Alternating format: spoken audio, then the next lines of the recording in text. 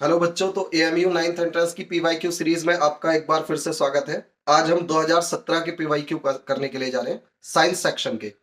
तो आप अगर एएमयू में एडमिशन लेना चाहते हैं तो देखो, स्मार्टली काम करना है आपको। सबसे पहली चीज, पीवाईक्यू जरूर से जरूर आपको करके जाने हैं। एटलीस्ट 3 इयर्स के, 3 इयर्स 4 इयर्स एटलीस्ट करके जाइए। उससे पूरा आपको एक आइडिया मिलेगा कि हर साल कितने क्वेश्चंस रिपीट हो रहे हैं। मुझे उम्मीद है कि एटलीस्ट 90% पीवाईक्यू रिपीट हो रहे, क्वेश्चंस रिपीट हो रहे। तो आप अगर इन पीवाईक्यूज को करके जाएंगे तो सारे चैनल पे अवेलेबल भी हैं। आप चाहे तो यहीं से एक बार नजर कर लें, मार लें फास्ट करके। तो कम से कम 90% क्वेश्चंस यहीं से रिपीटेड आपको मिलेंगे। चलिए तो स्टार्ट करते हैं 2017 का ये पेपर। क्वेश्चन नंबर 1 है, which one is caused by A virus. ये कुछ डिसीज दी हुई है, कौन सी इसमें से वायरस से होती है। मलेरिया, मलेरिया आपको पता है प्रोटोजोआ से होता है। टीबी बैक्टीरिया से होती है। रेबीज, रेबीज वायरस से होती है। तो वायरस से कौन सी डिसीज होती है ये आपको बताना है, तो इसका आंसर होगा रेबीज। एंथ्रेक्स ये बैक्टीरिया से होता है। The metal that can be easily cut with a knife, knife से जो मेटल कट सकता है, सॉफ्ट मेटल है ना। ऐसे दो मेटल होते हैं, बहुत सारे होते हैं वैसे, लेकिन आपको जो याद रखने हैं, दो याद रखने हैं, सोडियम और पोटेशियम। यहां पे पोटेशियम दिया है तो आंसर पोटेशियम होगा। अच्छा, पोटेशियम के बारे में और सोडियम के बारे में एक बात और आपको जो याद रखनी है, जो कई बार पूछी जा चुकी है, ये दोनों हाईली रिएक्टिव होते हैं। इनको केरोसिन ऑयल में स्टोर करते हैं, एयर में नहीं रख सकते ओपन में, क्योंकि ये रिएक्ट बहुत फास्ट रिएक्ट करते हैं एयर से, और फायर कैच कर लेते हैं, आग लग जाती है इनमें रख के ही। ठीक, तो ये दो बातें आपको इसके बारे में ध्यान रखनी है, पोटेशियम और सोडियम के बारे में, हाईली रिएक्टिव है।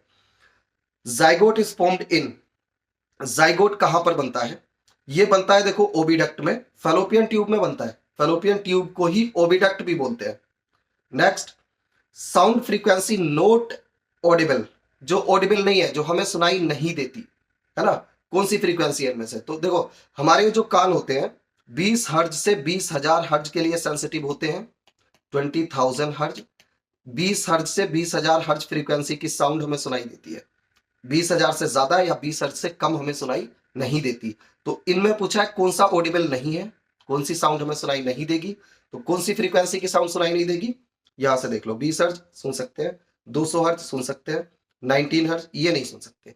तो आंसर होगा ये 19 हर्ज, 20 हर्ज से कम है ये, है ना। तो ये हमें ऑडिबल नहीं होगी। ड्रग पेनिसिलियम, पेनिसिलिन, पेनिसिलिन के बारे में जानते हैं। फर्स्ट एंटीबायोटिक है ये, फर्स्ट एंटीबायोटिक है ना, पेनिसिलिन। पेनिसिलिन को किसने डिस्कवर किया था, अलेक्जेंडर फ्लेमिंग ने डिस्कवर किया था। ठीक, next, when a ray of light is incident normally, normally मतलब परपेंडिकुलरली, है ना, ये मिरर है और इस पे परपेंडिकुलरली यूं लाइट रे गिर रही है। ठीक, then angle of incidence is, तो एंगल ऑफ इंसिडेंस क्या होता है, नॉर्मल और इंसिडेंट रे के बीच का एंगल। तो अगर नॉर्मल ये है और इंसिडेंट रे अगर ऐसे गिर रही है, तो ये वाला एंगल एंगल ऑफ इंसिडेंस होगा। अगर रे ऐसे ही गिर रही है, नॉर्मल के पैरेलल आ रही है, तो एंगल ऑफ इंसिडेंस कितना हो गया, 0 हो गया, 0। Fine. The fourth planet from the sun is, sun से देखो, सन फिक्स है अपनी जगह पे, यहां पे शो भी किया है, सन अपनी जगह पे फिक्स है, और सारे प्लेनेट इसके चारों तरफ यूं एलिप्टिकल ऑर्बिट्स में घूमते रहते हैं, एलिप्टिकल ऑर्बिट्स में घूमते रहते हैं। फाइन। तो इसने पूछा है कि सन से फोर्थ नंबर पे कौन सा प्लेनेट घूम रहा है। देखो, फर्स्ट नंबर पे सबसे पहले मरकरी यहां पे घूमता है, उसके बाद यहां वीनस घूमता है, उसके बाद यहां अर्थ घूमती है, उसके बाद मार्स, इस तरह से। फोर्थ नंबर पे कौन है, फर्स्ट सेकेंड थर्ड पे अर्थ थर्ड नंबर पे है, फोर्थ पे है मार्स। ठीक, तो इसका आंसर क्या हुआ, Mars. Process of conversion of sugar into alcohol is, sugar से, शुगर को कन्वर्ट करके अल्कोहल बनाते हैं, उस प्रोसेस को बोलते हैं फर्मेंटेशन। क्या बोलते हैं भाई, फर्मेंटेशन बोलते हैं भाई, fermentation.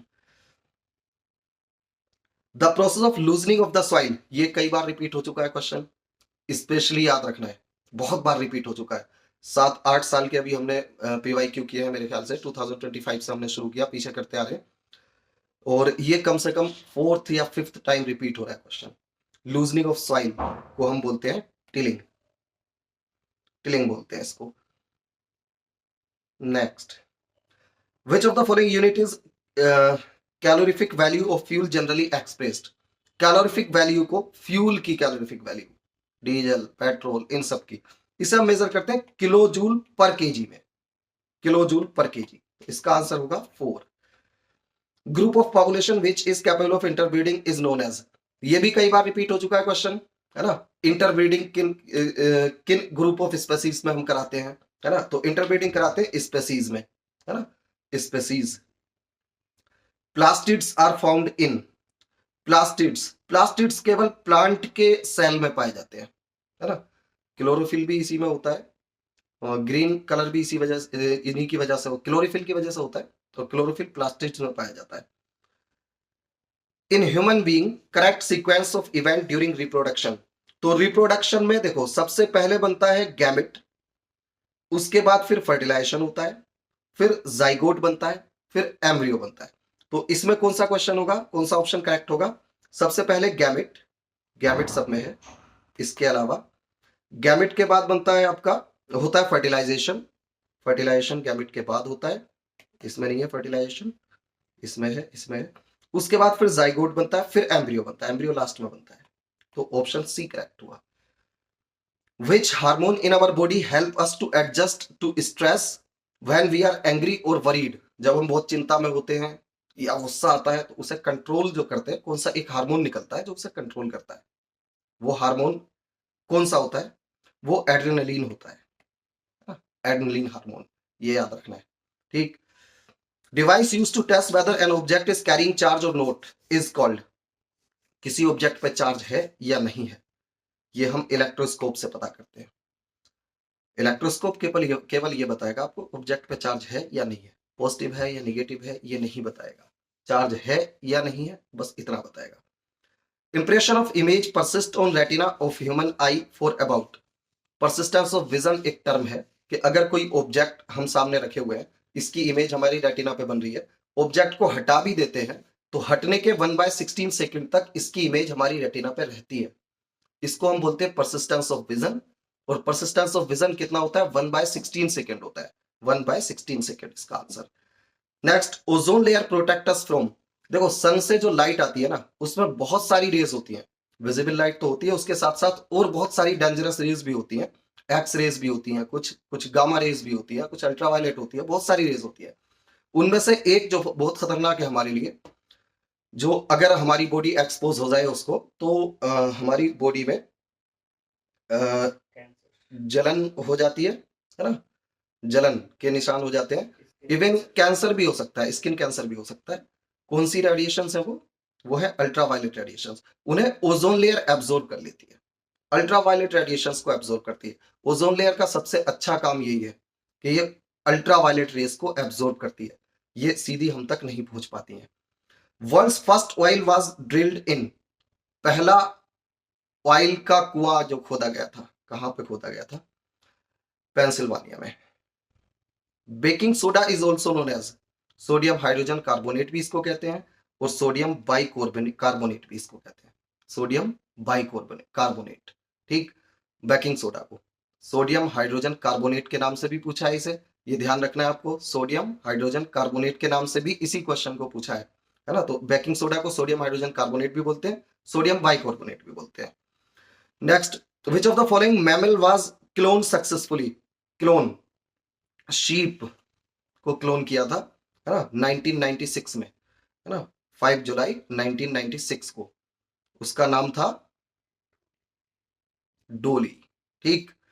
The loudness of sound is expressed in units called, loudness को हम मेजर करते हैं डेसिबल में, डेसिबल, हर्ट्ज तो फ्रीक्वेंसी की यूनिट है, जूल एनर्जी की यूनिट है, न्यूटन फोर्स की यूनिट है, डेसिबल ये साउंड लेवल की यूनिट है, मतलब साउंड की लाउडनेस की यूनिट है, okay. What is the angle of incidence of ray if reflected ray is at an angle of 90 degree to incident रे, देखो अगर ये प्लेन मिरर है, इंसिडेंट रे है, ये रिफ्लेक्टेड रे है, ये नॉर्मल है, समझ रहे हैं? तो एंगल ऑफ इंसिडेंस, ये एंगल ऑफ इंसिडेंस है, एंगल ऑफ रिफ्लेक्शन, ये एंगल ऑफ रिफ्लेक्शन है। एंगल ऑफ इंसिडेंस हमेशा ही एंगल ऑफ रिफ्लेक्शन के बराबर होता है, एंगल ऑफ इंसिडेंस हमेशा एंगल ऑफ रिफ्लेक्शन के बराबर होता है। तो अगर ये पूरा एंगल आपको 90 दिया है, इंसिडेंट रे और रिफ्लेक्टेड रे के बीच का एंगल ये 90 डिग्री है ना, तो एंगल ऑफ इंसिडेंस कितना होगा? 45, 90 का आधा, और आधा ये होगा एंगल ऑफ रिफ्लेक्शन। आपसे पूछा है the angle is 90 degree, what is the angle of incidence of ray if reflected ray is at angle of 90 degree to incident ray. Reflected ray अगर इंसिडेंट रे से 90 डिग्री का angle बना रही है तो एंगल ऑफ इंसिडेंस क्या होगा? 45 degree होगा, 90 का आधा। फाइन, तो इसका आंसर हो गया सी। क्योटो प्रोटोकॉल, क्योटो प्रोटोकॉल जो है ये प्रोटोकॉल है जो ग्रीन हाउस गैसेस निकलती है ना, फ्यूल के बर्न होने से, उनको कंट्रोल करने के लिए एक प्रोटोकॉल बनाया गया। ठीक, उसको हम क्योटो प्रोटोकॉल बोलते हैं। ठीक, किस लिए बनाया गया? Emission of green house effect को रिड्यूस करने के लिए। ठीक, नेक्स्ट चलते हैं भाई, इसका answer D. The hottest zone of candle flame is dash in colour. जो फ्लेम होती है उसकी बहुत सारी लेयर्स होती हैं, सबसे ज्यादा टेम्परेचर जिस लेयर का होता है उसका कलर क्या होता है? ब्लू लेयर जो होती है ना, उसका टेम्परेचर सबसे ज्यादा होता है। Answer is blue layer. Static friction is, देखो स्टैटिक फ्रिक्शन होता है जब तक कोई ऑब्जेक्ट किसी सरफेस पे रुका हुआ है, रेस्ट पे है, तब तक इस पे जो फ्रिक्शन लगता है पीछे की तरफ वो स्टैटिक फ्रिक्शन है। आप बाहर से फोर्स बढ़ाते जाओ, स्टैटिक फोर्स बढ़ता जाता है, स्टैटिक फ्रिक्शन बढ़ता जाता है बढ़ता जाता है, और जब चलने लगता है तो फ्रिक्शन थोड़ा सा कम हो जाता है और कांस्टेंट हो जाता है, उसे काइनेटिक फ्रिक्शन बोलते हैं जब चलने लगता है, या उसी को यहाँ स्लाइडिंग फ्रिक्शन बोल रहे हैं जब स्लाइड करने लगता है। ठीक, जब तक रुका है तब तक जो फ्रिक्शन लगेगा वो स्टैटिक फ्रिक्शन है। तो स्टैटिक फ्रिक्शन मैक्सिमम होता है, फॉर एग्जाम्पल मान लो ये बिल्कुल जब ब्लॉक चलने ही वाला है उस वक्त फ्रिक्शन 50 न्यूटन लग रहा है, आप 50 न्यूटन फोर्स लगा रहे हो, 50 न्यूटन फ्रिक्शन लग रहा है पीछे। अब जैसे ये ब्लॉक चलना स्टार्ट होगा तो फ्रिक्शन थोड़ा सा कम हो जाएगा, थोड़ा सा कम हो जाएगा, 48 न्यूटन हो जाएगा। आपको पता है वैसे भी कोई चीज रुकी हुई है उसे स्टार्ट करना बहुत मुश्किल है, लेकिन एक बार अगर चलने लगती है तो फिर चलाते रखना बहुत आसान है, मतलब कंपैरेटिवली आसान है ना। तो स्टार्ट करना मुश्किल है, मतलब स्टैटिक फ्रिक्शन बहुत ज्यादा होता है ना, इसलिए स्टार्ट करना मुश्किल है। फिर जब स्लाइड करने लगता है ऑब्जेक्ट तो थोड़ा सा कम हो जाता है फ्रिक्शन, तो स्लाइडिंग फ्रिक्शन थोड़ा सा कम होगा, किससे? स्टैटिक फ्रिक्शन से। Static friction is less than sliding friction, greater than, option A tick करेंगे। Next, splitting of light into its colours is called. देखो व्हाइट लाइट जो होती है ना असल में वो 7 कलर्स की बनी होती है, ये भी बहुत बार रिपीटेड है क्वेश्चन, तो बहुत इंपॉर्टेंट क्वेश्चन है ये भी। व्हाइट लाइट में 7 कलर्स होते हैं असल में, और बहुत सारे तरीके हमारे पास हैं जिससे हम इस व्हाइट लाइट में से उन 7 कलर्स को अलग अलग कर लेते हैं, है ना, अलग अलग कर लेते हैं। 7 व्हाइट लाइट में से 7 कलर्स को अलग अलग कर लेना, इसको हम बोलते हैं डिस्पर्जन। और डिस्पर्जन हम प्रिज्म से भी करा सकते हैं, है ना, प्रिज्म से भी कराते हैं, ये भी सवाल बहुत बार आया है। डिस्पर्जन बहुत इंपॉर्टेंट है ना। तो व्हाइट लाइट को हम स्प्लिट करते हैं 7 डिफरेंट कलर्स में, 7 डिफरेंट कलर्स में, उसको डिस्पर्जन बोलते हैं। कौन कौन से 7 कलर होते हैं? विबग्योर, है ना, विबग्योर अगर आपको याद हो तो, violet, indigo, blue, green. Light year is use to express, light year distance की यूनिट है, लार्ज डिस्टेंसेस को मेजर करने के लिए यूज होती है, जैसे 2 प्लैनेट्स के बीच डिस्टेंस बतानी है तो लाइट ईयर में मेजर करते हैं उसको। और एक लाइट ईयर जो होता है वो 1 साल में लाइट जितनी डिस्टेंस चलती है उसके बराबर होता है।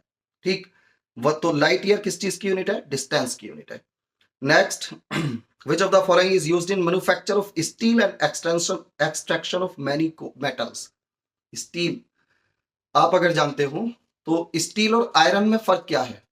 आयरन में कुछ कार्बन का पार्ट मिलाते हैं, उसी को स्टील बोलते हैं, है ना, और उसी के हिसाब से कितना कार्बन मिलाओगे उसी के हिसाब से अलग अलग ग्रेड्स की स्टील बनती है। तो स्टील कब बनता है? जब आयरन में कार्बन मिलाते हैं। और कार्बन क्या है? कार्बन की प्योरेस्ट फॉर्म है कोक, तो कोक अगर आप आयरन में मिलाओगे तो स्टील बनेगा। In the retina of eye area having no sensory cell is called. Retina में 2 सेंसरी सेल्स होते हैं, सेंसरी सेल्स जो लाइट के लिए सेंसिटिव होते हैं, रोड्स एंड कोन्स, है ना। रोड्स डिम लाइट के लिए सेंसिटिव होती हैं, कोन्स ब्राइट लाइट के लिए सेंसिटिव होती है। एक छोटा सा स्पॉट ऐसा होता है रेटिना में ही जहां कोई भी अगर इमेज बनेगी तो वो हमें नहीं दिखेगी। ऐसे स्पॉट ऐसा होता क्यों है वो? क्योंकि वहां पे ये रोड्स एंड कोन्स नहीं होती है, एब्सेंट होती हैं। वहां जो सेल होते हैं वो लाइट के लिए सेंसिटिव नहीं होते, और उस स्पॉट को हम बोलते हैं ब्लाइंड स्पॉट। ब्लाइंड स्पॉट क्यों बोलते हैं? क्योंकि वहां इमेज अगर बनती है तो हमें विजिबल नहीं होती। और ये कहाँ होता है ब्लाइंड स्पॉट? जहां पे नर्व सेल, ऑप्टिक नर्व आके रेटिना से मिलती है, उसके बिल्कुल ऊपर, जस्ट ऊपर होता है। ठीक, तो इसका आंसर क्या होगा? ब्लाइंड स्पॉट इसका आंसर है। Gas used in refrigerator appliances causing serious damage to ozone. ये पहले भी सवाल आ चुका है। पहले सवाल ऐसे आया था कि सीएफसी, क्लोरोफ्लोरोकार्बन, है ना, मतलब कि एसी, रेफ्रिजरेटर्स, इनमें कौन सी गैस यूज होती है? क्लोरोफ्लोरोकार्बन यूज होती है ना। क्लोरोफ्लोरोकार्बन यूज होती है, और ये ओजोन के लिए बहुत ज्यादा हार्मफुल है। अगर जाती है ओजोन के बहुत सारे मॉलिक्यूल्स को ये डिस्ट्रॉय कर देती है, O3 के मॉलिक्यूल्स को। तो इसका answer CFCs। Propagation of ginger is generally done using, ginger अदरक जो होती है ना, अदरक, है ना, तो ये जो जम के आती है ना द्वारा से, इसकी जब हम बोते हैं, इसको सीडिंग करते हैं, तो स्टेम्स लगाते हैं, इसके स्टेम से जम के आती है। ठीक, nucleus is separated from cytoplasm, cell membrane से। Nucleus is separated from cytoplasm. अच्छा, न्यूक्लियस और साइटोप्लाज्म के बीच में जो लेयर होती है, जो न्यूक्लियस को साइटोप्लाज्म से सेपरेट करती है, न्यूक्लियर मेम्ब्रेन सेपरेट करती है। ठीक, अच्छा, major earthquake occurred in 26 January 2001, 2001 in which part of India? 2001 में एक बहुत खतरनाक भूकंप इंडिया में आया था, गुजरात में, है ना। उसी के बाद हमारे जो आज के प्रधानमंत्री नरेंद्र मोदी हैं, उनको गुजरात का सीएम बनाया गया था, समझ रहे। ये आया था गुजरात में 2001 में। ठीक, तो Bhuj, Gujarat. Okay, next. Mirror used in solar cooker. Solar cooker में कौन से मिरर हम यूज करते हैं? Convex mirror, plane mirror, concave mirror, parabolic mirror. असल में पैराबोलिक मिरर भी यूज करते हैं इसमें, लेकिन आपकी बुक में जो दिया हुआ है कॉनकेव मिरर, तो आप कॉनकेव मिरर ही टिक करना। ठीक, कॉनकेव मिरर यूज करते हैं सोलर कुकर में। कॉनकेव मिरर क्यों यूज करते हैं? क्योंकि लाइट रेज जो पैरेलल आती है उन्हें एक जगह ये कन्वर्ज कर देता है, कॉनकेव मिरर। इसके फोकस पे सारी लाइट रेज कन्वर्ज हो जाती है, जो पैरेलल आ रही होती है लाइट रेज, तो एक ही जगह पे बहुत ज्यादा टेम्परेचर बढ़ जाता है। ठीक, इसलिए यूज करते हैं। Mirror used in solar cooker, ये हो गया। चलिए, अभी तो एंड आज के लिए, ये पेपर कंप्लीट हो गया। Thank you. और इस तरह के एएमयू के पीवाईक्यूज या एएमयू एंट्रेंस का अगर आप फॉर्म भर रहे हैं, तो आप ये मेक श्योर करें कि टेस्ट अगर देने जाते हैं तो आप एएमयू के 5-7 साल के पेपर पीवाईक्यू जरूर करके जाएं, क्योंकि एएमयू में क्वेश्चंस बहुत ज्यादा रिपीट होते हैं। और पीवाईक्यूज कहाँ से करें? तो उसके लिए चैनल को सब्सक्राइब कर लीजिए, सारी पीवाईक्यू यहाँ पे मिल ही रहे। मैं ये नहीं बोलता कि 10 साल के करके जाओ, एटलीस्ट 4-5 साल के तो करके ही जाओ, है ना, तो उससे बहुत ज्यादा फायदा आपको मिलेगा। ठीक है भाई, थैंक यू।